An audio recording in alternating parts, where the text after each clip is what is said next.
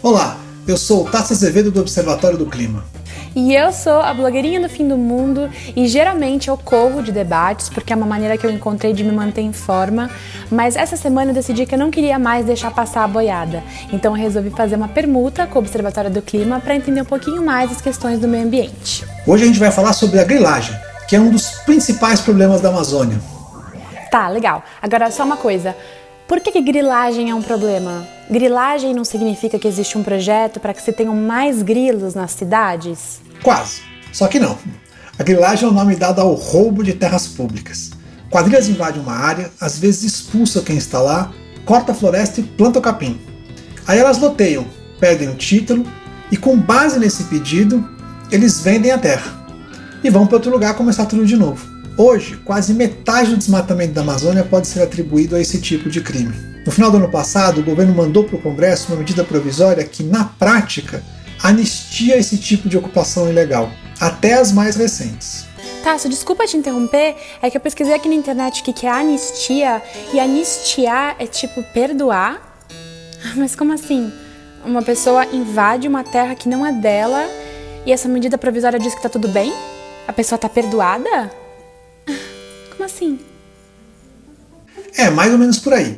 A medida provisória dizia que ocupações de terra pública de tamanhos de 1.500 campos de futebol podiam receber títulos de posse só com base na declaração do ocupante de que ele não é grileiro. Depois de muitos protestos, a medida provisória caducou e agora virou um projeto de lei que tramita no Congresso Nacional. O novo relator do PL, pressionado por interesses da bancada ruralista, quer votá-lo a toque de caixa em plena pandemia da Covid-19. Só que a maioria dos problemas da proposta ainda permanecem. Tá, eu vou polemizar agora, tá bom? Eu li no grupo de Zap Zap da minha família que o deputado que escreveu esse projeto, ele disse que os pequenos produtores precisam dessa regularização fundiária. Olha que palavra chique, eu nunca uso ela. Eles precisam dessa regularização porque eles vivem sem acesso a crédito, porque eles vivem sem assistência técnica e porque eles não têm estrada para escoar a produção deles. Então, assim, polêmica, mas não faz sentido o que ele fala? Muita calma nessa hora. A falta de infraestrutura e a perda de safra não tem nada a ver com a regularização fundiária e não vão sumir de uma hora para outra assim que o produtor tiver um título. Mas ainda assim, a titulação de postos legítimos de pequenos produtores que cumprem os requisitos legais é importante para que ele possa desenvolver a sua atividade de produção com segurança. E é por isso que desde 2009 existe uma lei facilitando a regularização dos pequenos produtores. Ela diz que pequenas propriedades podem ser regularizadas de forma expressa, sem a necessidade de vistoria prévia, por exemplo. Ah, arrasou! Eu não sabia. E vem cá, Tasso, o que é um pequeno produtor no Brasil? É aquele que ocupa até 4 módulos fiscais. Módulo fiscal é? Bom, o módulo fiscal é uma medida que varia. Pode ir de 30 hectares, por exemplo, no sul do Brasil, até 100 hectares na Amazônia. Um hectare é uma área de 100 por 100 metros, digamos, 10 mil metros quadrados. Ou seja, uma pequena propriedade na Amazônia pode chegar até 4 milhões de metros quadrados. Isso é quase 3 vezes o Parque Ibirapuera. Segundo os dados do próprio governo, 95% das propriedades com demanda de regularização têm posse de até 4 módulos fiscais. Com as tecnologias existentes hoje, daria para o INCRA acelerar a regularização se ele recebesse gente, estrutura e recursos para tanto. Ok, já entendi que eu tô entrando num tema que é bem cabeludo, logo eu, que amo depilação a laser, mas vamos imaginar assim, os caras estão aqui cortando as árvores, tá? Tchá, tchá, tchá, tchá. Aí chega uma galera com os looks bafônicos, com colete escrito Ibama e pegam os caras com a motosserra na mão. E aí? A terra não tem título? Não, ninguém é de ninguém, não, a terra não é minha, não. Os caras do Ibama não tem quem processar, nem multar, nem autuar. No máximo, eles vão multar essas pessoas que estão cortando as árvores que são realmente a raiz do problema. Eu acho que a regularização vai ser ótima, inclusive para o problema do desmatamento, porque vai ajudar a encontrar os donos responsáveis por aquelas terras. Olha, um estudo publicado recentemente pelo MAP Biomas mostra que 75% de todos os 56 mil focos de desmatamento no país em 2019 cruzam com pelo menos uma área registrada no Cadastro Ambiental Rural. Isso quer dizer que em 3/4 de todos os desmatamentos dá para acessar o CPF ou o CNPJ de quem desmatou ilegalmente para poder responsabilizar. E veja só, o Brasil conseguiu reduzir a velocidade do desmatamento na Amazônia em 80% entre 2005 e 2012. E nesse período criaram duas legislações que tratam das terras públicas: a Lei de Gestão de Florestas Públicas e a atual Lei de Regularização Fundiária. Pois é, a legislação atual é plenamente compatível com a redução do desmatamento. Agora precisa querer implementar. Tem que ter vontade política. Nossa, mas eu concordo totalmente. O meu coach sempre me falava isso.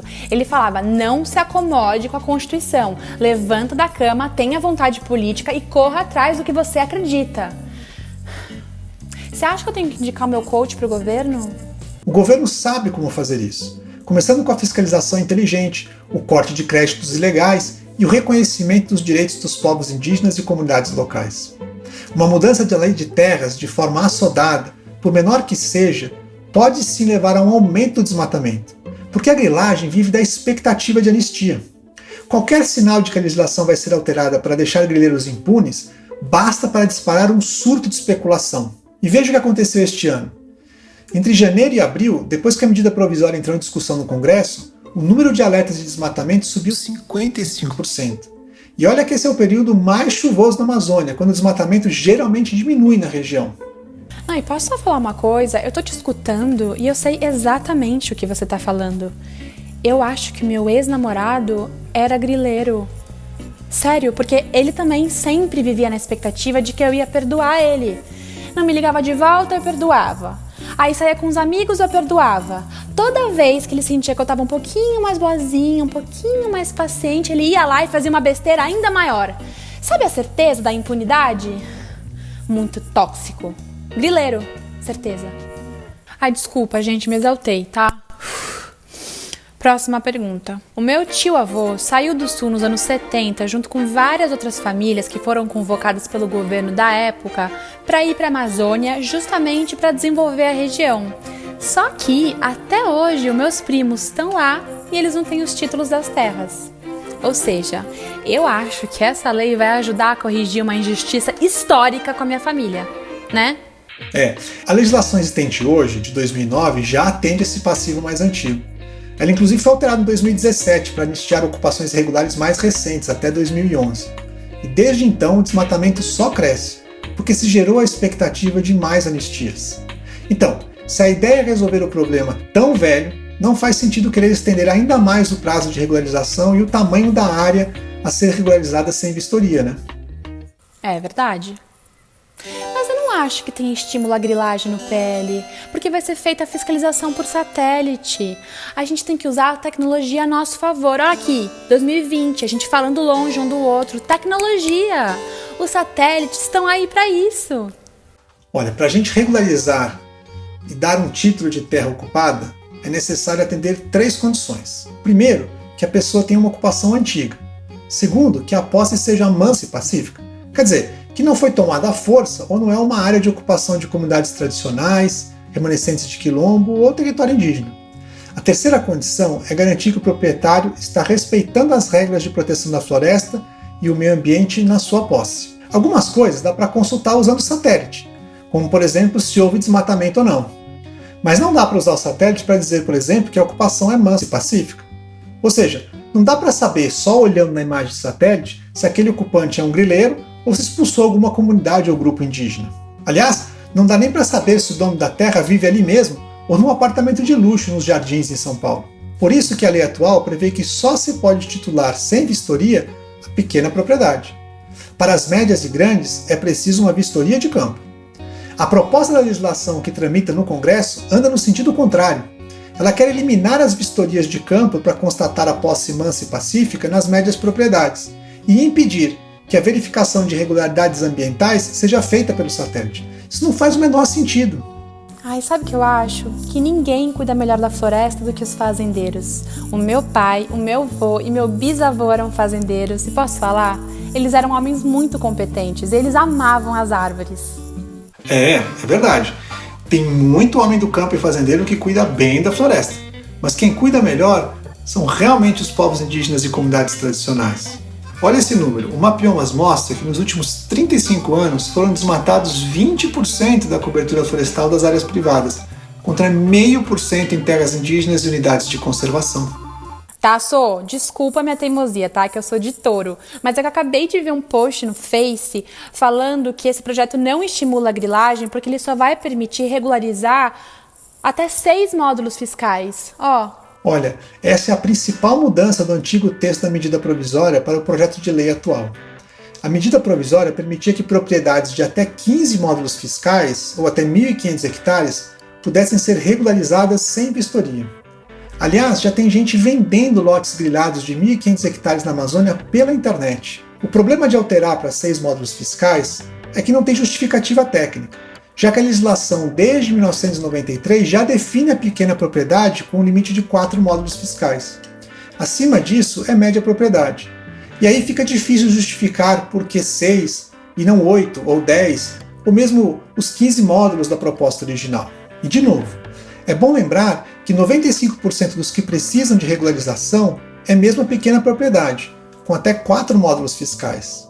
O que o governo precisa fazer é botar o pessoal e recursos para deslanchar a regularização fundiária e parar de gastar energia para afrouxar as regras que foram feitas para evitar a grilagem.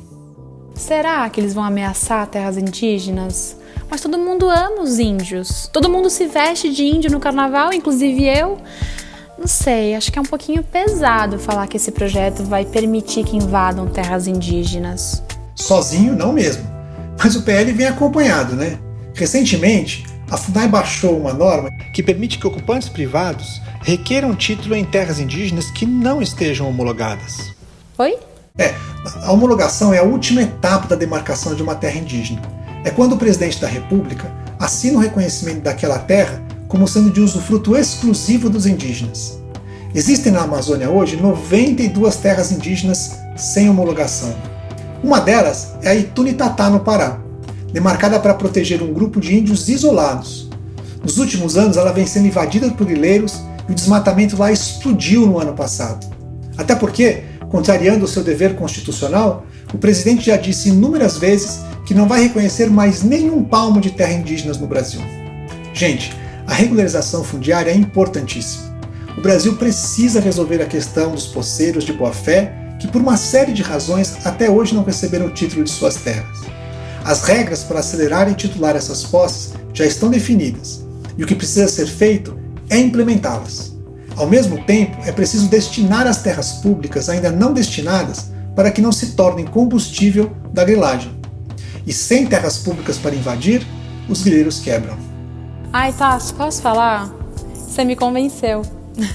Realmente, agora eu acredito que estimular o roubo de terras públicas não é uma coisa muito bacana. Qual é a conclusão? Regularização fundiária é fundamental, mas não se resume só a dar título a proprietários privados. Regularizar significa também criar unidades de conservação, demarcar as terras indígenas, reconhecer os territórios quilombolas, criar assentamentos de reforma agrária e florestas de produção sustentável. Qualquer debate sério sobre regularização fundiária precisa resolver o problema por inteiro. Por isso, é importante que esse tema seja discutido com calma e profundidade no Congresso Nacional, envolvendo todos os interessados. Assim, blogueirinha, quem sabe a gente evita o fim do mundo, né? Ah, blogueirinha de um novo mundo. Tá aí, eu gosto. Muito obrigada, Tasso, Observatório do Clima e todo mundo que está assistindo. Obrigado pelo papo. Não deixe de conhecer os outros vídeos da série Fatos Florestais e se inscrever nos canais do Observatório do Clima. A gente fica por aqui. Até a próxima!